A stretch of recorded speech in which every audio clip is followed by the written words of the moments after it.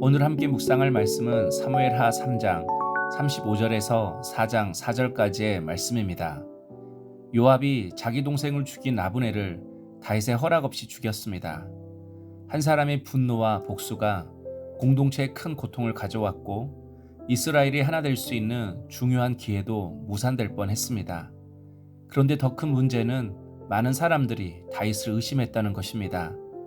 혹시 다윗이 요압을 시켜 아브넬을 죽인 것이 아닐까 생각했던 것입니다. 그러나 다윗은 아브넬의 장례 동안 진심으로 슬퍼하고 애도했습니다.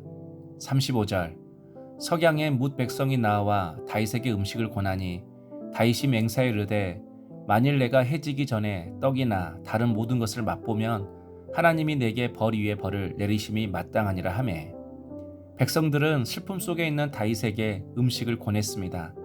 그러나 다윗은 먹지 않았습니다. 정치적인 계산으로 애도하는 척 한 것이 아니라 진심으로 슬퍼했기 때문입니다. 다윗은 사람들에게 자신을 변명하기보다 하나님 앞에서 먼저 진실하게 행동했습니다.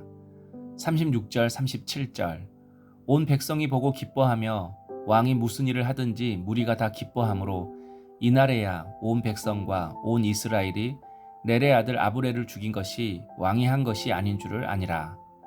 백성들은 다윗의 모습을 보며 그의 진심을 깨닫게 되었습니다.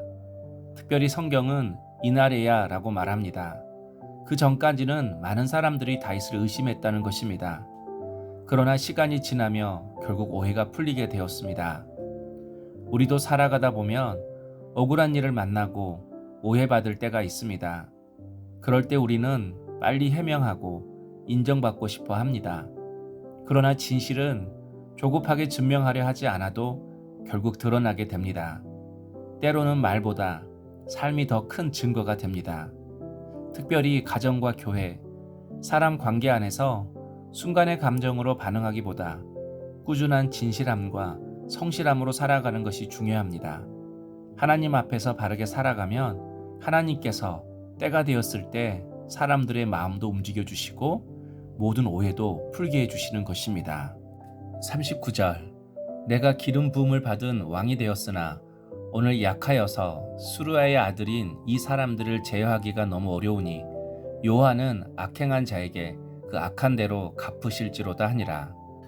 아브넬은 죽었고 다윗의 신복이었던 요압은 자기 감정대로 행동했습니다. 그러나 다윗은 자신이 지금 왕이라고 해서 모든 일을 감정적으로 바로 처리하지 않았습니다. 만약 다윗이 즉시 요압을 벌했다면 그건 역시 감정적인 대응처럼 보일 수 있었습니다. 더구나 요압은 오랫동안 다윗 곁에서 싸우며 수고했던 사람이었습니다. 그래서 백성들이 쉽게 이해하지 못할 수도 있었습니다. 다윗은 그런 상황 속에서 조급하게 움직이지 않고 하나님께 맡겼습니다. 여호와께서 갚으실 것이다라는 고백은 무책임함이 아니라 하나님께서 최종적으로 판단하신다는 믿음입니다. 그리고 이것이 바로 하나님 앞에 나의 연약함을 고백하는 모습입니다. 우리도 살아가다 보면 당장 반응하고 싶을 때가 있습니다. 억울하고 화가 나면 즉시 해결하고 싶어집니다. 그러나 믿음은 감정대로 움직이는 것이 아니라 하나님께 맡기며 기다릴 줄 아는 것입니다. 이것이 하나님 앞에서 연약한 모습입니다. 나는 약하다고 말하는 것이 약한 것이 아닙니다. 말뿐인 사람이 훨씬 강합니다. 판단을 하나님께 맡기는 것, 그것이 바로 연약한 모습입니다. 4장 1절 사울의 아들 이스보셋은 아브넬이 헤브론에서 죽었다함을 듣고 손에 맥이 풀렸고 온 이스라엘이 놀라니라. 아브넬이 죽자 이스보셋은 두려움에 빠졌습니다. 왜냐하면 자신이 의지하던 사람이 사라졌기 때문입니다. 이처럼 세상은 언제든지 변하고 사람도 무너질 수 있습니다. 그래서 사람을 붙들고 살면 흔들릴 수밖에 없습니다. 그러므로 내가 무엇을 붙들고 사는지가 중요합니다. 바로 하나님을 붙들어야 합니다. 하나님 붙들면 환경이 무너져도 사람이 떠나가도 하나님 때문에 다시 일어설 수 있습니다. 4절 사울의 아들 요나단에게 다리 저는 아들 하나가 있었으니 이름은 무비보셋이라. 전에 사울과 요나단이 죽은 소식이 이스라엘에서 올 때에 그의 나이가 5살이었는데 그 유모가 안고 도망할 때 급히 도망하다가 아이가 떨어져 절개되었더라. 갑자기 무비보셋 이야기가 등장합니다.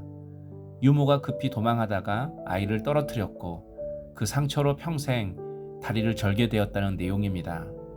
성경은 왜 이 장면에서 갑자기 무비보셋 이야기를 기록한 걸까요? 바로 언약 때문입니다.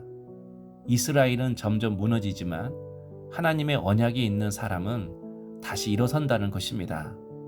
과거 다윗은 요나단과 언약을 했습니다. 요나단은 자신의 집안을 부탁했고 다윗은 자신을 사랑하고 섬겨준 그 요나단을 위해 하나님의 이름으로 그 약속을 지키겠다고 맹세했습니다. 그래서 사람들은 사울 집안이 끝났다고 생각했지만 하나님은 언약의 사람 무비보셋을 그의 집안에 남겨두셨습니다. 우리도 마찬가지입니다. 사람은 실패하고 넘어질 수 있습니다. 상처 때문에 주저앉을 수도 있습니다. 그러나 하나님은 언약을 잊지 않으십니다. 세상은 끝났다고 말해도 하나님은 언약을 통해 당신의 은혜의 역사를 이루어 가시는 분이십니다. 그래서 성도는 현실보다 하나님의 약속을 더 붙들어야 합니다. 눈에 보이는 현실보다 하나님의 약속이 더 크고 우리의 실패보다 하나님의 은혜가 훨씬 크시기 때문입니다. 그러므로 오늘도 상황의 마음을 빼앗기지 말고 하나님을 붙드시길 바랍니다. 상처와 부족함 속에서도 여전히 나를 붙드시는 하나님을 신뢰하시기를 바랍니다.